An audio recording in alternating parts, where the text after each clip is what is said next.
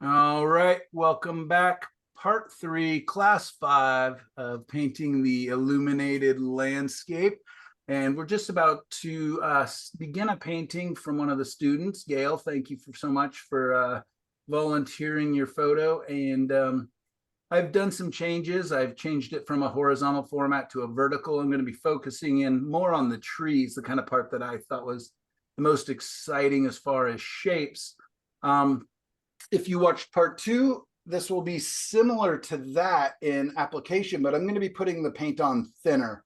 If you think of the metaphor of sculpting, I'm going to be putting on less clay because my intention is to paint directly wet into wet with this as much as possible. And we're just going to see how far we get on this painting. It may be a two-parter, meaning we finish it next week if that's what everybody wants, or I can work on it tomorrow, possibly during our free paint time. But anyways, I'm just going to kind of get this blocked in, laid in, and work on the design elements of it. And I've grabbed my T-square really quick. So this is a 16-inch by 20-inch panel. And I know that my horizon line is going to be roughly a third up. So, roughly 6.5 inches up. So I just want to kind of give myself a couple quick marks of where that might be. So kind of right in there probably seems like a good spot. So I'm just going to do a quick line, and most often, the first thing on the first mark I make is, horizon line or some kind of a big mark of a horizon that just kind of gives me a placement. So I know that roughly, and there's going to be a little bit of an angle to where the base of the ground is going to meet the water that's going to be down below here. And then I know it goes up just a little bit higher the next bank behind it. So this kind of area is a little bit closer. So just kind of figuring out where in space I am often for me is one of the most important and useful things. I'm just going to quickly give myself a couple marks of where I think things are or where I want things to be. Even though Gail's photo is gorgeous and could be replicated to make a very beautiful painting, I'm not going to be beholden to it at all. I'm using it as a jumping off point, a point of inspiration. What? And I'm going to be open to alterations as I discover them or as I plan them a little bit. Meaning, I looked at the image and just kind of thought about what do I like, what don't I like. Nothing. I know this is repetition for a number of you, but there was like a dock in there, which could be wonderful, but I didn't quite like how it interrupted the scene, and it didn't quite make sense because the top boards were missing from it. I'm not saying that's right or wrong at all, but to me, it just didn't help the story that I wanted to tell. Again, the thing I found most interesting were these tree shapes. The one thing I didn't like about the tree shapes is that they had very, very blocky kind of horizontal exterior shapes to them. So I did go in, alter that, and with full knowledge that I could continue to alter those within my painting itself. So I'm just kind of being aware of that as I look at the reference. The reference has been posted on Padlet for everybody to see and decide if that's an image that they might like to paint. Anything hopeful? And if you don't mind, everybody, if you would go ahead and mute yourselves if you're not asking a question or complimenting me. Just kidding. Or adding to the conversation. That'd be great. Who's don't like me? Hey, Linda, would you mute it real quick? Oh, I thought it was muted. Oh my God.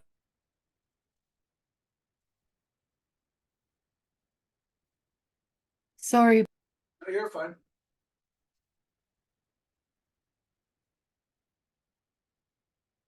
I think I went way too tall with this tree already. I'm kind of realizing if I want it to be similar to the reference, the sheer fact of this tree being so tall is going to work this tree up if I'm using the reference as an example all the way off my scene. So now very quickly I just have to decide, does it matter if this tree is bigger than it is in the reference? I kind of like the negative shape that it makes in the reference as far as letting more of the sky show. So, good. I'm glad I saw that. Not a big problem. I just take a little bit of paint thinner onto a towel, just kind of dab off most of it, and I'm just gonna clear cut that forest, right? Just get in there, and I can just take a dry part of the towel and wipe that back down and chop it down. So now I feel like I'm closer to the shape. Michael, this is Gail. I have a question. You're approaching this painting very differently than what you approached the previous one. In other words, you're drawing in the shapes as opposed to just using a large brush and blocking in. Is there a particular reason why you're doing that here? The truth is my intention is still to do that other thing, but I don't want to cover it all with big dark paint. So I'm just I'm not suggesting a wipe away, just blocking in the big dark shapes. Yeah, I'm gonna still go back to that. Okay. But what I'm trying to do is just kind of figure out, where are those darks? Like, what is the shape of this image? And again, because it's bigger, I just don't want to waste as much paint by wiping it all away. I also just want to save some time. No, it's a great question. So yeah, and sometimes I would still do it that other way. I guess like I said, I'm just trying to present different tools and different ways of working. And there are times I'll just draw it in and then, go, okay, here's the darks. Let's get our darks in. But I do want to just kind of get it blocked in, and then I'm still going to come in and scrub and get some big areas just because that's feeling right today. So I guess it'll be similar but different, Gail. How does that sound? Okay. Same, only different. What's that? Same, only different. Same, only 100% different. Exactly the same.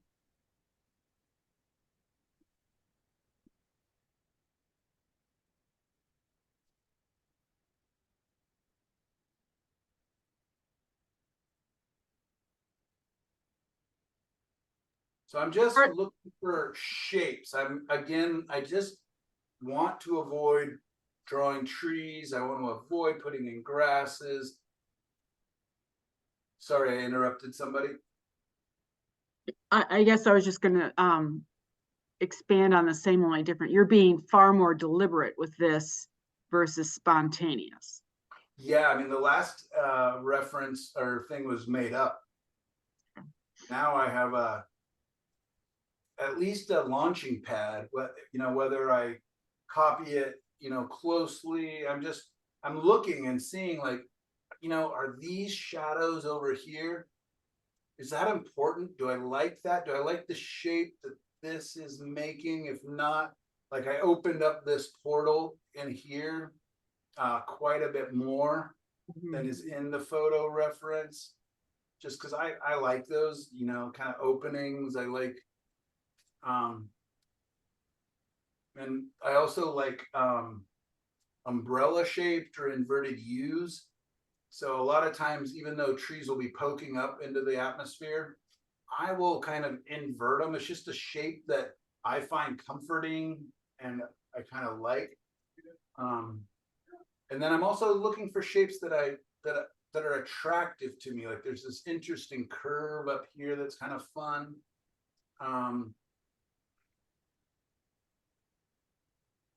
And then what are some like interesting action lines that I could use and build on? What are some interesting angles and shapes? What are some interesting values and contrast, lights and darks that I could use? I know that most of the water is going to be covered with lily pads and algae. Of a reflection that I could find it, but not so much that, you know, I'm having to fight it later. What a mess. All right. So I kind of, again, in the beginning, oftentimes this stage of the painting is just some quick shorthand notes to myself. I'm just trying to find my place in the painting. I'm just trying to figure out where do things exist. And make faces for some reason in trees that I see. And I'm just trying to find where does, it's just, where am I going to lay down some paint? So now I can go ahead and scribble in. Last time I added it, again, I talked about the metaphor of sculpting, metaphor of clay. I know that this time I want the paint much thinner because I plan to build up pretty quickly, painting wet into wet.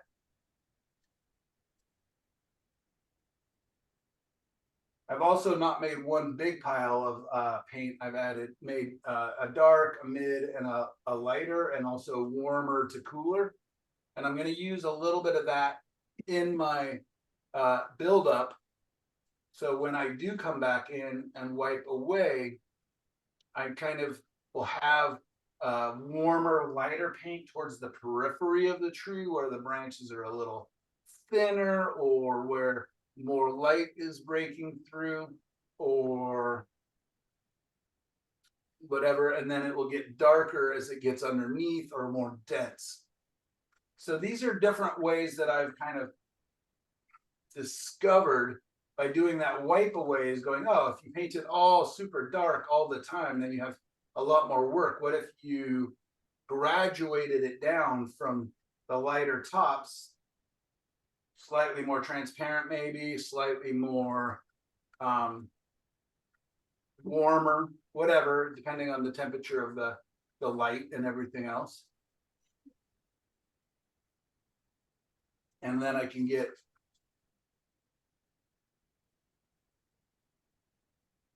darker and cooler as we get down towards the shadowy areas, but I still want to keep these paints pretty thin, even though they're darker and cooler. Just for the simple fact that I do plan to get in there and keep adding more paint. What Who would size is start a- this? Would anybody start a painting like this? Does it make any sense? Can you visualize why I might be doing this? It makes sense, but it's far more loose than what I would normally do. And that's scary to me.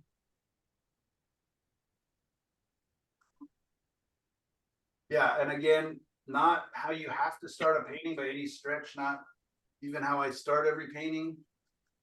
But I'm pretty loose with your reference. Mm-hmm.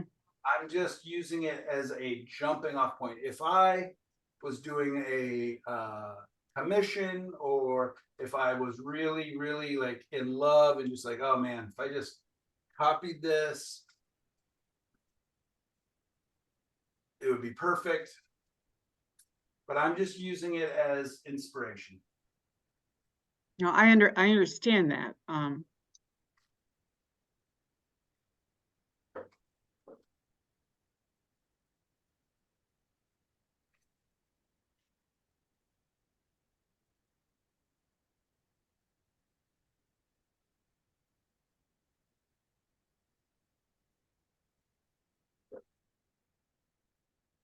So can you kind of visualize the big shapes here? Yes. And then you saw how I started to draw it. So I could have continued on with that drawing method again. And I will often do that when I'm out painting. So that's maybe one of my problems is that I have multiple ways that I enjoy starting a painting. And I found that they all work, which is even makes it worse. But One of them should gel with us one way or another. right, yeah. So just Yeah. kind of see. And again, I don't know if being dyslexic helps this way work for me.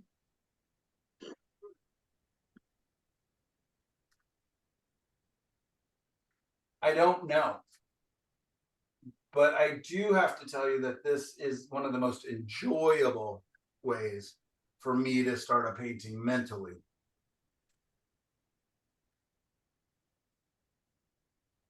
And I don't know if it's the act of discovery. I don't know. I don't understand why. Because I don't know very many people that do start their paintings like this. Michael, And what size? Oh, sorry. What size is ahead. this?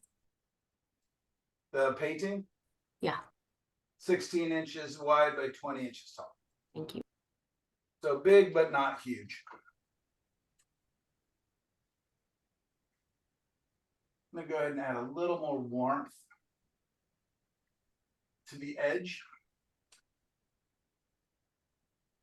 of these trees over here because I kind of like what's going on in here. I just mixed a little bit of quinacridone red. I've got a very dirty brush and a bit of Indian yellow, and I'm just gonna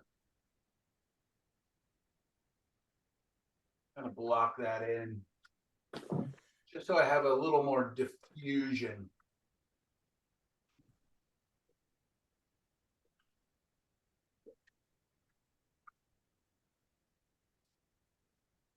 Yeah, it really is messy as all get out. Yeah, I mean, I don't paint with anybody that paints like this. Everybody I paint with starts their paintings differently.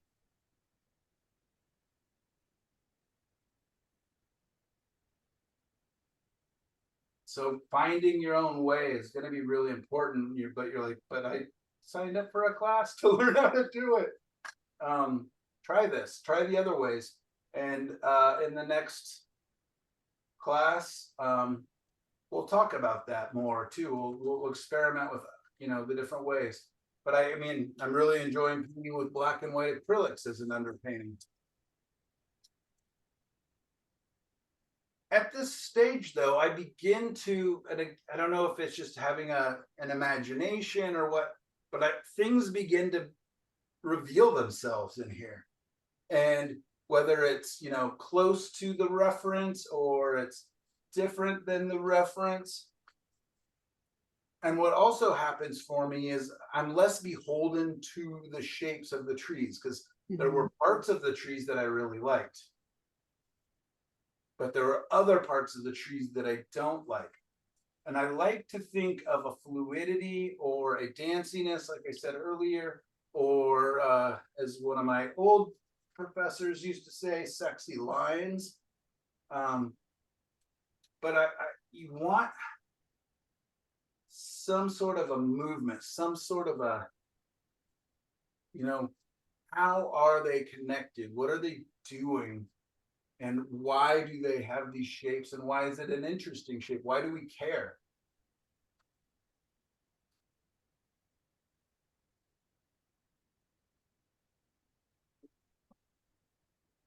The other thing I like is this tree got tall again. Let's chop him down a little bit.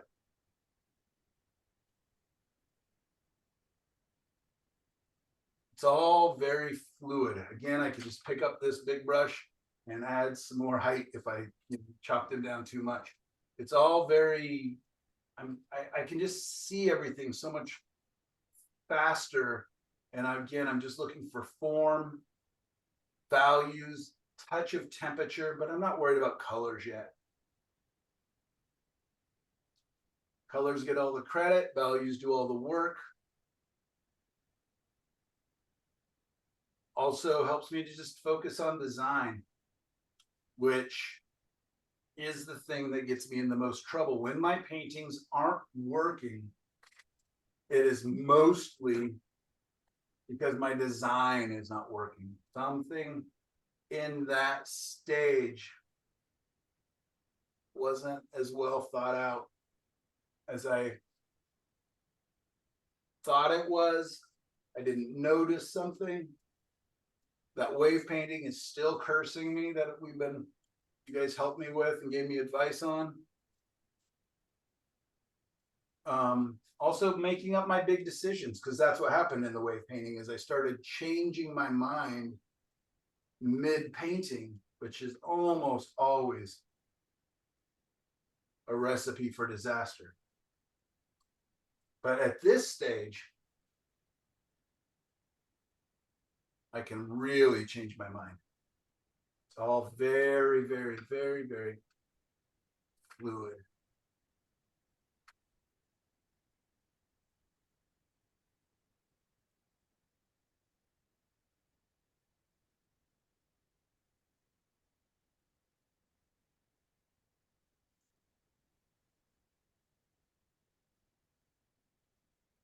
And you see how using that paper towel, how I can just make big choices very quickly.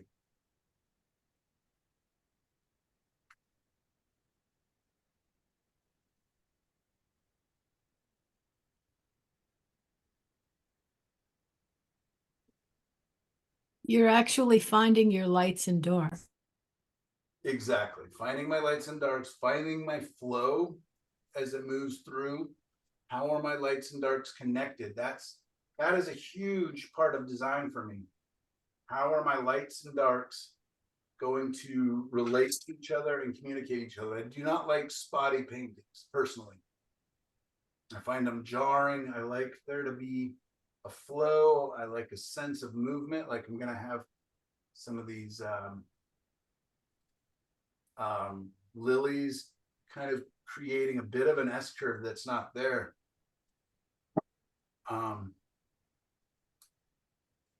So yeah, this is just my chance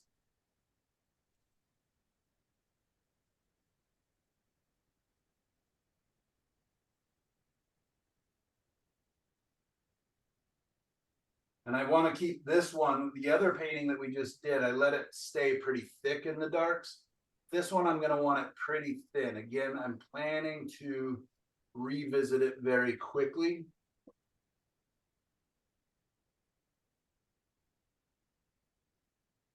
Meaning paint wet into wet.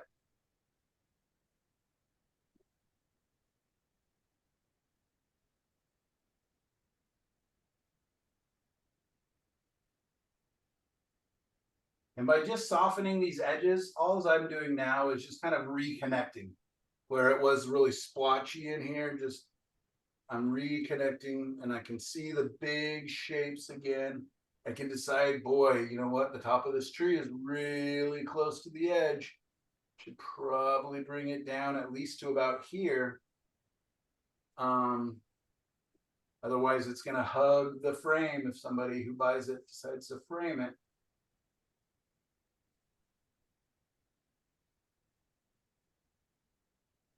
And all these changes, like I've literally kind of done the math. Like all these changes, you guys be like, well, maybe it'd just be faster if you just drew it out and thought about it and, you know, or whatever. But I've actually found that this stage is faster for me just to kind of go by, let's add, let's subtract, let's stop using that big, huge brush there. And it also adds to me adding more to the image myself, meaning I'm making up decisions based on the reference, but mostly based on how does that feel? Like what's this little shape in here? It's dissecting this opening. That feels a little bit awkward. Let's move it over to the side. It's a heart for Valentine's Day. Yeah, there you go. Exactly.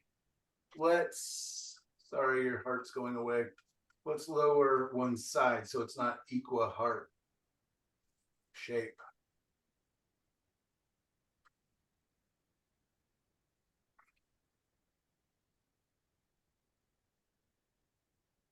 And I'm almost to where I think that I've kind of got my design. I can kind of go back, look at it, reflect, decide. Now, are things too consistent? Are things too broken up? What can I do to harmonize these shapes? You know, because too much consistency, too much redundancy feels inorganic, but also it's a balance with too much chaos. And that's up to you to decide. Again, some of us are English gardeners. Some of us like wild, crazy rainforests.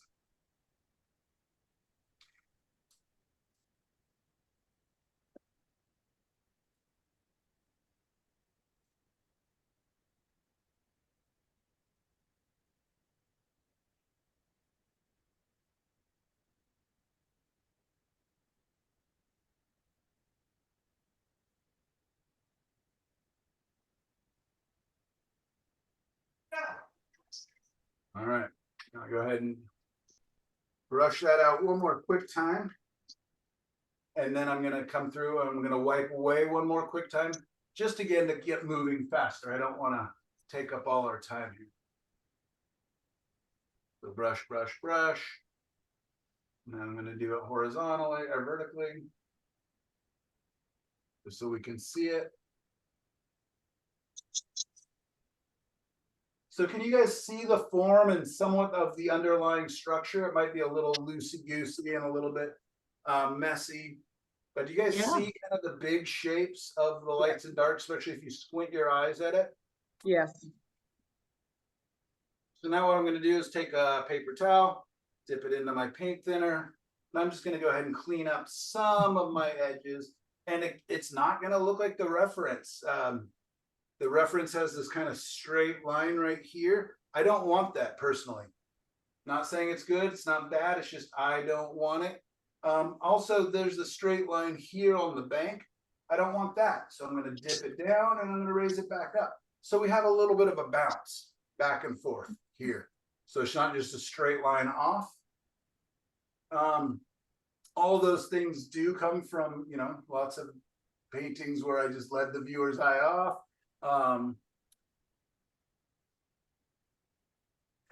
And I could make up the choice to do that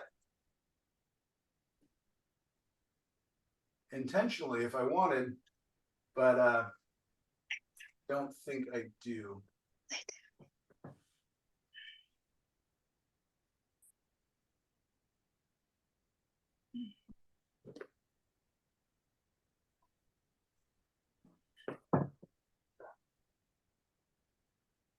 All right, you can see that my reflection's coming to the right. It's not going straight down.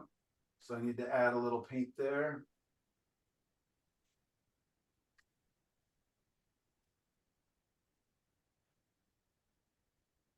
So it's not only subtractive. And I am getting close for those of you who are playing at home and are getting bored of watching me just white paint away and not paint. Never. Don't worry, we're getting close. We don't get tired of watching you paint. Very true. I think this Like when approach you tell why you're doing things. All right, have I been doing a good job or am I? Excellent. this approach makes it feel more organic. Very much, yeah. Yeah, because there's things I like about the reference, but I just don't need to be beholden. So I'm literally, as I go to a shape, as I go to a form on the tree, I just say, do I like it? Do I not? Kinda, or no, or yes, or okay, what could I do differently? And I see a lot of shapes within your form that I really like, just the way they showed up. You can be honest, you can say both. No, you really No, have, like I say, it's, the shapes are much more organic, and looking at it, I can see shapes within your form that I really, really like, between the lights and the darks and where the lights are hitting. So that's a positive, Michael. Okay, thank you. I No, clarified for you. nope, I appreciate it. I'm delicate today.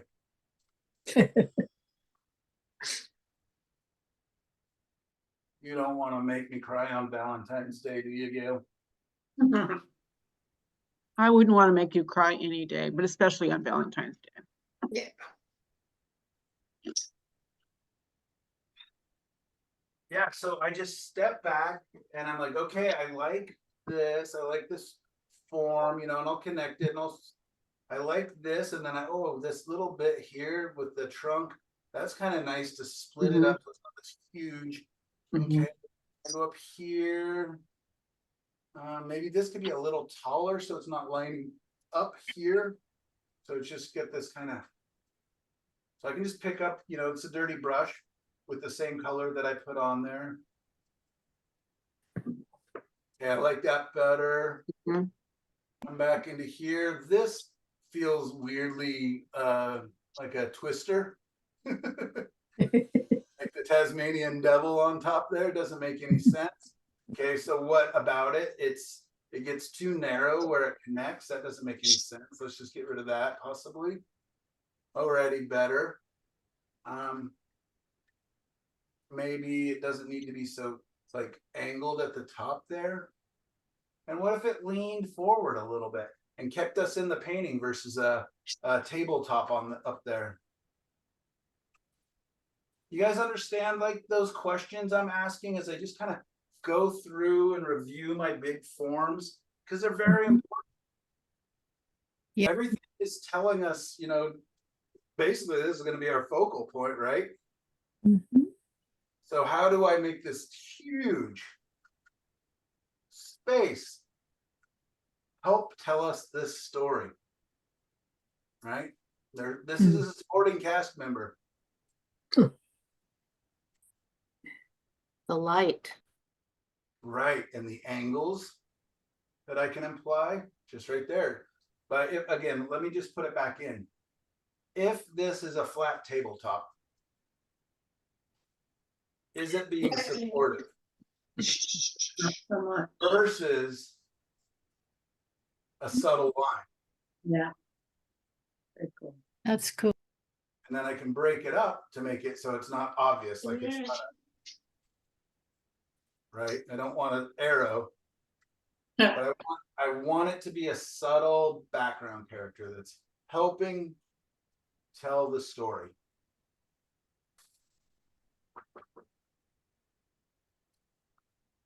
Supporting character. Supporting characters, supporting cast. Again, it's important to me to have my belladonna. Is that what you say, Bella? My Bella ballerina, my diva. Prima ballerina. Prima ballerina, my diva, right? Yeah. She's gonna be pissed if he's taking the attention away. She's gonna be pissed if his outfit distracts from her pearl necklace and sequins. So, but he needs to be there to help tell this story. I see a puppy dog eating an ice cream cone. So did I. Is that a Scotty? Yeah, looks like he's just kind of poking his nose in for me. He's licking it. Now that I see that, I can't unsee it. It's the eyeball. That's very true. That's good though. You want to notice those things. I hate to say it, but the worst is when it's something very phallic and you don't notice it until you get it in front of a crowd and they're all of a sudden like, oh, that looks, and that happens quite a bit. I have a story that's a little bit risky to tell. Maybe I've told some of the students before, if you guys are okay with it. I was in a plein air event in Hood River, Oregon, and it was quite a number of years ago. And they had a guy's house and a women's house next to each other. And it was super fun. It was, you know, we all hang out in the evenings and look at each other's paintings. But all the guys were home, and everybody cracked a beer, and everybody put out their paintings all the way around, because it was a empty house, right? So empty garage. So we all put our paintings around the edge of the garage, so you could just kind of sit in the middle and slowly turn around and see, you know, a bunch of people had done 2-3 paintings. So there's just a lot of paintings in there. And I did a painting of this field with a large fluffy cypress tree. And so stick with me, I know it's a little bit indecent, with 2 big round bushes at the base of it that I 100% did not notice. 100%. And it was a sunrise painting. And the guys just started laughing when I put it up. Again, it was my painting. I just didn't see what was going on in it, you know, that was making them giggle. And one guy asked me, he's like, "Have you titled that?" And I was like, "No." And he's like, "That's sunrise, right?" And I said, "Yes." And he's like, "You should title it Morning Wood." And, and I think I began to get it. And then I'm still friends with this lady. She, one of the ladies walks in from next door, and she's slowly scanning all our paintings. The joke's already subsided. We've already had our laugh. And then this part, I shouldn't tell this part, but she totally slowly turns to my painting, Morning Wood, evidently, and just says, "I do not know what it is about this painting, but I just love it." Everybody just died. I felt so bad for her, because she did not understand why everybody was laughing for a little bit. Anyways, I do think about that. And a lot of times our painting stories, our experiences, you know, one way or the other, are what helps us to learn. So there's often times where I will literally do a quick scan of my painting and make sure there's no accidental, you know, indecency popping into my paintings. And yeah, a lot of bushes and trees and things, you know, we don't notice them. I also think about the fact that the Grand Tetons in French literally just means big boobs. And I think it's so funny that, you know, we named one of our most beautiful national parks Big Boobs. Oh, I didn't know that. That was the French. Exactly. Yeah, and they were, you know, pretty lonely out there in the old West, I guess. I was But- gonna say that maybe the puppy licking the ice cream cone was reflective of your mood today. Yeah, exactly. Need a puppy and an ice cream cone. I do need an ice cream cone today. Yeah, and again, I'm working on this a little longer than maybe I should be, or maybe I had anticipated.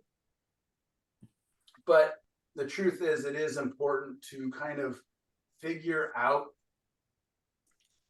the big shapes. I'm waiting to see how you're gonna put those lily pads in there. Yeah, that'll probably be next week. Okay. Unless tomorrow, if you guys don't want to watch, have me continue next week. No, next week. All right, next week. I So can't. I will just about let this be done today, because it's already time of class and we haven't even looked at your guys' work.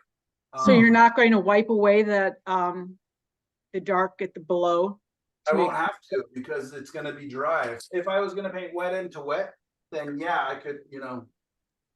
But you're Yeah. not going to wipe away to make room for the lily pads, I guess is what I'm saying. Yeah, if I'm painting over a dry painting, I don't need to, but let's just go ahead and do it anyways, because that is a good point. So I'm just squinting my eyes, thinking about kind of the lily pad shapes, kind of the design and the angle that I want. And I don't need them to be specific, because I will come back in and add paint, but you can kind of imagine like there's a lily pad. Yeah, I can see them now that you're doing that. And a lot of times having a little bit of paint on there actually is helpful because you get a sense of, the colors will harmonize. Mhm. But I don't want so much that it's, overly muddying things up or making it really hard to lay in, more paint. Yeah, I'd be more worried about the need to put opaque paint down there when you're using transparent paint everywhere else. Yeah, but I'm gonna cover a lot of this with opaque paint. In Okay. fact, let me go ahead and show that if you guys are still okay with Yeah. me. I'm good. Just a second longer. I will show you that if I load up, same brush, same dirty brush. Oops, I need to fix that angle of the. I'm not gonna try to preserve much of this underpainting, Gail, like I would with maybe a more tonalist piece or a more transparent piece, one of the illuminated tones or something like that. I'm fully kind of expecting to cover a lot of it. Okay, then that's So what I can, what's that? I guess that's what I'm struggling with. Okay, good. Yeah. Not good that you're struggling, but good. Well, no, I guess I was assuming that you were going to use transparent paint over the top of all of this as opposed to opaque paint, and that's where I was. Let's go ahead and make it a little more opaque. So I'm going to cover in here because that's going to be some of our biggest variations. So what I can do is I can just take and mix up some batches of color that I want in there. It's kind of a reddish, greenish.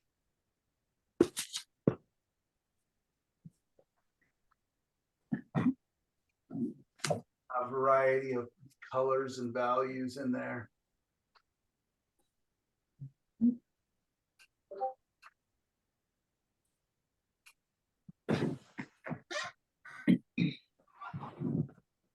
So even though this is probably my wettest paint is where you see darks right now. And I guess I've probably hardly ever shared this. I should ask Michelle or Linda, people who've been with me for a while. Have you guys seen when I do a wipe away and then actually build up the paint? This is how I'll do it in plain air. Really? I'm sorry, I didn't hear you. Not really. Not really. Okay. So what I'm going to do is I'm going to think kind of dark to light. So I can retain some of those darks in there, or I can think of them structurally. And with, ideally the paint would be a little drier underneath because I can definitely see it's going to scratch off. But I can actually come in and just think of, again, this is going from dark to light. So this is still quite dark. Yeah. But it's just a bit of a gradation.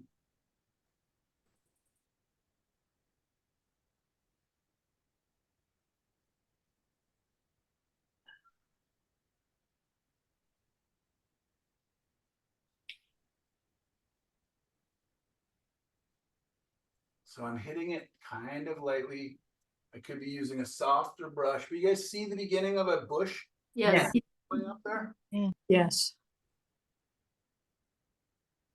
And all I'm looking at is lights and darks and then temperature shifts and then kind of the bigger forms that are within that bush shape that I want.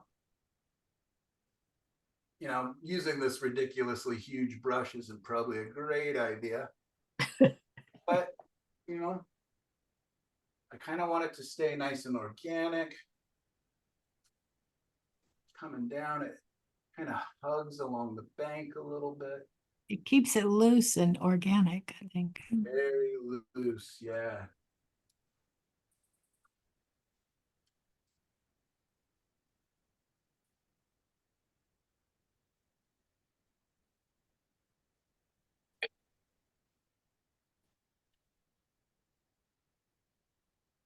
Still come back in and shape this and add some detail. I'm just looking for those big shapes, big forms.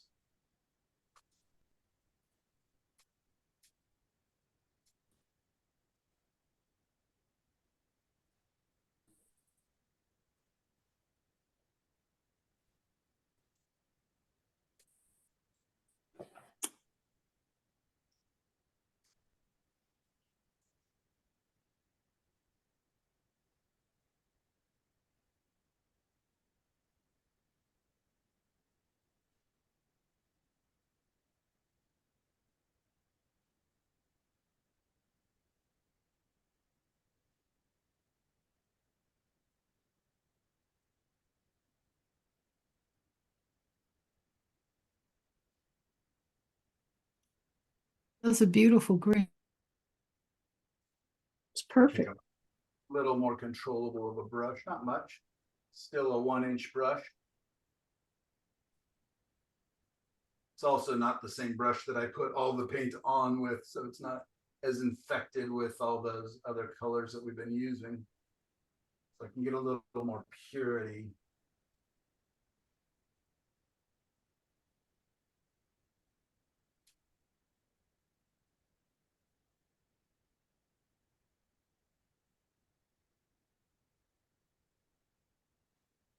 That's, has more of a tonalist feel to it now. Well, your photo's a tonalist photo, so it's your Mhm. fault. I'm not a tonalist, you're a tonalist. But yeah, I mean, it's keeping those earthy colors in there, Mhm. right? And see, we were talking, Sharon, about wet into wet. So even with this huge brush, stopping wet painting, watch this. Mhm. So I'm just lightly touching it, just kind of, you know, you don't have to dab it like I'm doing here, but I'm letting the irregularity of the brush do some of the work for me. It's creating texture. Yeah, you know, and I don't want it to be overly done, but I can come back in with a soft brush and, you know, separate that out. I can also, you know, I'm still thinking big shapes, right? These are great, big, huge areas. I mean, that's very quickly dealt with. We gotta.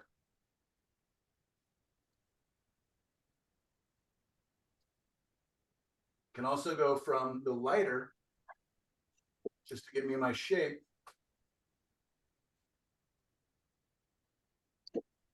to the darker. Can you push it more to the left? I can't see what you're painting. I'm painting just a kind of small tree-ish or bush.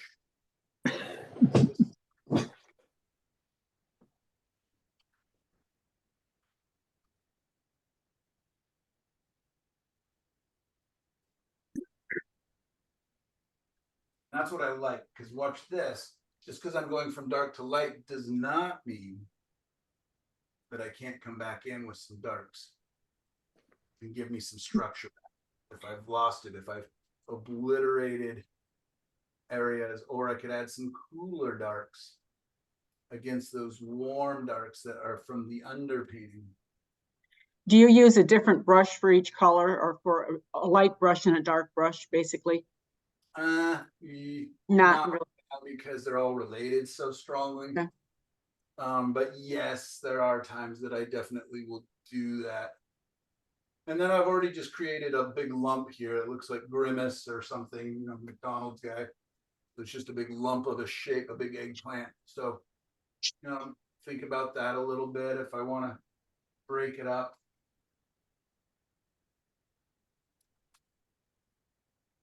And, you know, I could be using a softer brush because it is definitely poking into that wet paint. Could have also just stepped away for 15 or 20 minutes and let this painting kind of begin to tack up.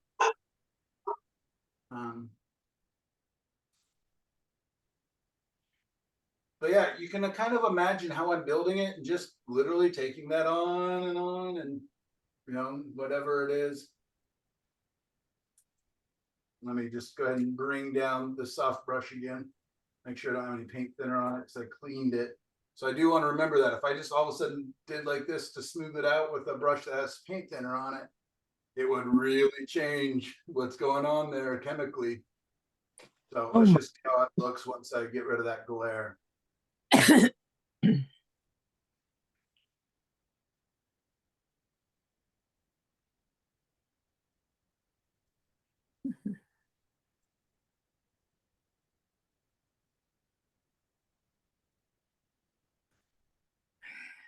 So that's just, I took this big shape and now I'm just going to slowly break it into smaller shapes. I'm going to take it and go from the darks to the lights, but with full knowledge that I can come back to my darks. Knowing that if I don't want blending, I can just let it dry a little bit because I used burnt umber and transparent earth red. Both of those colors have pigments that make the oils dry a little faster. Oh, Can you kind of see that at the beginning of a structure? I can get lighter and lighter. Yeah. And, retain any sort of form. Same thing with here. So I think that's a fine place to leave it. What I've done is, you know, built my structure, built my design, figured out kind of the big shapes. I'm not positive I still like this lump. Maybe I need to bring it down a touch or something here. And then you're beginning to get a preview of how I will build this painting up. And it will be even easier once this is tacked up or dry. interesting. How we Interesting. living? Everybody like that? Any questions really quickly about that? Love it. Looks good. It does look good. I do have a question. Are you gonna be saving, well, you don't really have much paint left, but you're just gonna redo the colors next week? When you start working on it again? Yeah, I mean, I haven't even started Terms of coloring mixing. it. Yeah, And because I have a limited palette, I can recreate these colors. And because it's bushes and shrubs and trees, it can be, you know, I could put a plum tree in there if I wanted a bright, you know, color, or, you know, cherry blossoms. I can change the season. I can, you know, cherry blossoms might look gorgeous in there on some of those. Yeah, everybody okay with where I'm leaving us today? yeah. As far Yeah. as the- Yes. Yeah. Okay, great. I'm gonna go ahead and stop the video. It's very helpful. Thank you.